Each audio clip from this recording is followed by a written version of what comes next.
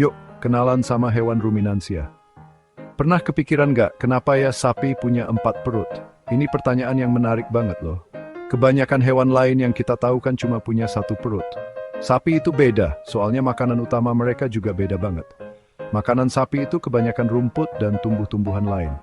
Tumbuhan ini seringnya keras dan banyak seratnya, jadi susah dicerna. Makanya sapi butuh sistem pencernaan yang khusus dan rumit. Sistem ini bantu mereka buat ambil semua sari makanan penting dari makanannya. Ini adaptasi yang keren banget, bikin mereka bisa hidup dan sehat dengan makanan kayak gitu. Sapi itu termasuk kelompok hewan khusus yang namanya ruminansia. Hewan ruminansia itu herbivora, artinya mereka makan tumbuhan. Istilah ruminansia itu datang dari proses ruminasi. Artinya, mereka keluarin lagi makanan yang sudah setengah dicerna dari perutnya. Terus mereka kunyah lagi. Ini biasa disebut memamah biak. Ini ciri khas mereka yang paling kelihatan. Selain sapi, banyak hewan lain juga ruminansia, misalnya domba dan kambing. Mereka semua punya sistem pencernaan yang mirip dan sangat khusus. Sistem ini jago banget buat mencerna serat tumbuhan yang keras kayak selulosa. Ini bikin mereka bisa hidup sehat dengan makanan yang nggak bisa dimakan hewan lain. Hewan yang punya satu bagian perut disebut monogastrik. Contoh hewan monogastrik itu manusia, babi, anjing, dan kucing. Perut kita nggak dibikin buat mencerna rumput sebanyak sapi. Kalau kita coba makan rumput terus, pasti sakit perut dan nggak dapat gizi banyak. Nah, kalau ruminansia, mereka punya adaptasi evolusi yang hebat. Banyaknya bagian perut mereka itu kunci kehebatan pencernaan mereka. Bagian-bagian ini kerja berurutan buat menghancurkan makanan tumbuhan yang keras sampai tuntas. Proses yang rumit ini butuh waktu dan tenaga biologis yang lumayan banyak. Sistem pencernaan ruminansia yang unik ini penting banget buat mereka hidup dan sehat. Tumbuhan, apalagi rumput, itu makanan utama di banyak ekosistem di dunia. Ruminansia itu pas banget perlengkapannya buat manfaatin sumber makanan yang banyak ini dengan baik. Mereka punya kemampuan hebat buat mengubah rumput keras yang nggak bisa dimakan jadi produk berharga kayak daging dan susu. Perubahan ini juga untung banget buat manusia, karena kasih kita makanan penting. Kalau kita ngerti perut sapi yang rumit, kita jadi lebih menghargai keajaiban alam. Alam itu punya banyak cara hebat dan rumit buat mendukung macam-macam kehidupan di bumi. Bagian perut sapi yang pertama dan paling besar itu namanya rumen. Rumen ini bisa kita bayangin kayak tong fermentasi raksasa atau tangki pengaduk besar. Waktu sapi makan rumput, rumput yang sudah dikunyah langsung masuk ke rumen. Di dalam rumen yang luas ini ada miliaran bahkan triliunan makhluk hidup super kecil. Pembantu super kecil ini ada macam-macam, kayak bakteri, protozoa, dan juga jamur. Makhluk-makhluk kecil ini penting banget perannya. Mereka bantu menghancurkan bagian rumput yang keras dan berserat. Tanpa pembantu kecil ini, sapi nggak bakal bisa mencerna makanannya dengan benar. Rumen sendiri bisa nampung makanan banyak banget, kadang sampai sekitar 190 liter buat sapi dewasa. Rumen itu kerjanya kayak pabrik biologi canggih di dalam tubuh sapi. Banyaknya makhluk kecil di dalamnya menghasilkan berbagai enzim yang kuat. Enzim-enzim ini bisa menghancurkan selulosa, bahan utama pembentuk dinding sel tumbuhan. Proses pencernaan ini disebut fermentasi anaerobik. Anaerobik itu artinya proses fermentasi ini terjadi di tempat yang nggak ada oksigen. Hasil utama dari fermentasi besar-besaran ini adalah asam lemak volatil atau VFA. Asam lemak volatil ini lalu diserap dan jadi sumber energi utama buat sapi, buat kegiatan sehari-hari. Rumen ini benar-benar bagian penting banget dari sistem pencernaan mereka. Bagian perut kedua yang dilewati makanan adalah retikulum. Retikulum sering disebut perut sarang lebah sama orang yang tahu bentuknya. Julukan ini gara-gara lapisan dalamnya punya pola jaring-jaring menonjol yang mirip banget sarang lebah. Letaknya deket banget sama rumen, pas di depannya. Sebenarnya rumen dan retikulum itu nggak kepisah banget, dan kerjanya barengan. Bahan makanan dan cairan bisa gerak bebas bolak-balik di antara dua bagian ini. Retikulum tugas utamanya bantu memilah-milah partikel makanan. Partikel yang lebih kasar dan belum dicerna sering dikirim balik ke rumen buat dicerna dan difermentasi lagi. Retikulum juga punya fungsi penting lain di sistem pencernaan.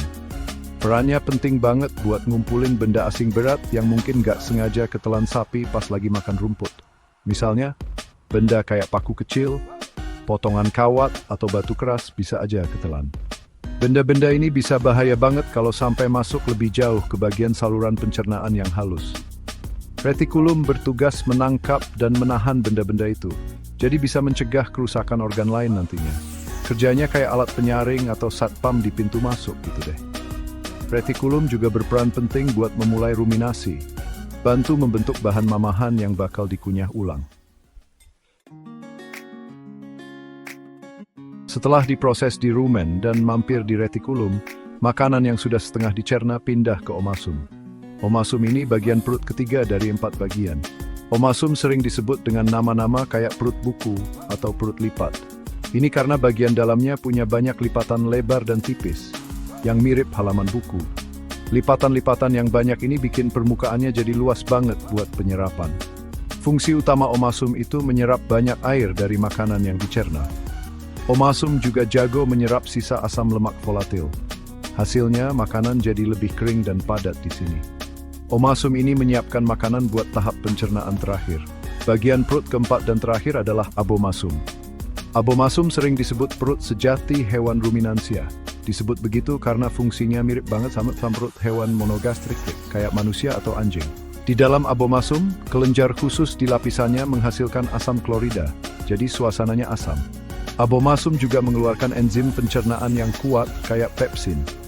Enzim-enzim ini tugas utamanya menghancurkan protein. Protein dari makanan tumbuhan asli dan juga protein dari makhluk kecil yang dibuat di rumen dicerna di sini. Jadi abomasum itu tempat utama pencernaan kimia protein terjadi sebelum sari makanan dikirim ke usus halus. Nah, sekarang kita bahas yuk proses ruminasi yang menarik ini. Ini ciri khas semua hewan ruminansia, yang bikin mereka beda. Setelah aktif makan, sapi biasanya cari tempat tenang buat istirahat. Pas lagi istirahat inilah, proses ruminasi dimulai. Sebagian kecil makanan yang setengah dicerna dari rumen dan retikulum, yang disebut bolus atau bahan mamahan, dikeluarin lagi ke mulut. Bahan mamahan ini naik lagi lewat kerongkongan balik ke mulut. Sapi lalu mengunyah lagi bahan mamahan ini pelan-pelan dan sampai halus. Mengunyah ulang ini atau mastikasi menghancurkan partikel makanan jadi potongan yang lebih kecil lagi. Ini sangat membantu kerja makhluk-makhluk kecil tadi. Sapi bisa menghabiskan banyak waktu dalam sehari, seringnya berjam-jam, buat proses ruminasi ini. Ruminasi itu proses yang penting banget dan banyak manfaatnya buat semua hewan ruminansia. Kegiatan mengunyah ulang ini bikin permukaan partikel makanan jadi jauh lebih luas. Dengan permukaan yang lebih luas, makhluk-makhluk kecil di rumen bisa kerja lebih efisien buat menghancurkan serat tumbuhan yang keras. Hasilnya, lebih banyak sari makanan penting yang bisa diambil dari makanan yang dimakan. Ini bikin sapi bisa dapat energi dan gizi sebanyak mungkin dari makanannya yang berupa rumput dan hijauan lain. Tanpa kemampuan ruminasi, mencerna bahan tumbuhan yang keras dan berserat bakal susah banget dan gak efisien. Ini nunjukin adaptasi yang cerdas dan efektif buat hewan yang hidup dengan makanan berserat tinggi, yang kualitasnya mungkin gak terlalu bagus. Sapi itu benar-benar pencerna bahan tumbuhan yang luar biasa efisien. Ada banyak jenis dan spesies hewan ruminansia di seluruh dunia. Biar gampang ngertinya kita bisa bagi jadi kelompok besar, kayak ruminansia besar dan ruminansia kecil. Contoh ruminansia besar yang terkenal pastinya sapi ternak, yang jadi fokus utama kita. Kerbau, yang banyak ditemuin di Asia dan daerah lain, juga termasuk ruminansia besar yang penting. Spesies liar kayak jerapah tinggi di Afrika dan bison kuat di Amerika Utara juga masuk kelompok ini. Hewan-hewan ini biasanya makan rumput dan hijauan lain dalam jumlah sangat banyak setiap hari. Ukuran tubuh mereka yang besar butuh asupan energi yang besar juga. Sistem pencernaan mereka pas banget buat mengolah bahan tumbuhan sebanyak itu. Mereka jadi bagian penting dari banyak ekosistem di dunia. Ruminansia kecil juga banyak jumlahnya dan macam-macam bentuk serta tempat tinggalnya. Contoh ruminansia kecil yang paling umum dan kita kenal itu kambing dan domba ternak. Hewan-hewan ini diternakkan di seluruh dunia buat diambil susu, daging, dan bulunya. Banyak jenis rusa yang ada di hutan dan padang rumput di seluruh dunia juga termasuk ruminansia kecil. Hewan-hewan ini walaupun badannya lebih kecil dari saudaranya yang besar, punya sistem pencernaan yang sama rumitnya. Mereka juga melakukan ruminasi, mengunyah bahan mamahannya, dan punya ciri khas 4 bagian perut. Ruminansia kecil seringnya lebih milih-milih makanannya. Mereka mungkin hati-hati milih daun muda, pucuk, atau bagian tumbuhan tertentu yang agak lebih gampang dicerna. Ngertiin sistem pencernaan hewan ruminansia yang rumit ini banyak banget manfaatnya loh. Pertama, kita jadi dapat ilmu berharga dan ngerti lebih dalam soal biologi dan fisiologi hewan. Kita jadi belajar gimana hewan-hewan berbeda berevolusi dan beradaptasi biar bisa hidup di lingkungan dan dengan makanan khusus mereka. Pemahaman ini juga penting banget di bidang ilmu peternakan dan pertanian modern, apalagi buat ternak. Peternak dan pengelola ternak perlu tahu persis cara kasih makan sapi dan ruminansia lain dengan benar. Memberi gizi yang pas dan seimbang langsung bikin ternak lebih sehat. Ternak yang sehat dan bergizi baik nantinya bakal menghasilkan susu, daging, dan produk berharga lain yang kualitasnya lebih bagus.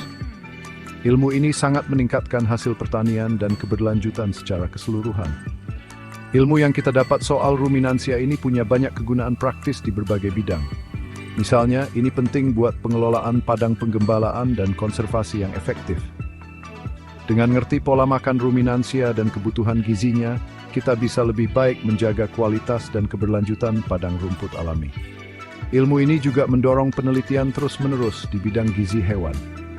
Ilmuwan terus cari cara-cara baru buat meningkatkan efisiensi pencernaan ruminansia. Efisiensi yang lebih baik bisa bikin konversi pakan lebih bagus. Artinya dapat hasil lebih banyak dari pakan yang lebih sedikit. Ini juga bisa bantu mengurangi dampak lingkungan dari peternakan, misalnya emisi metana. Jadi belajar soal perut sapi yang hebat ini bukan cuma buat hilangin rasa penasaran aja. Ini ilmu penting dan berguna banget buat kita semua.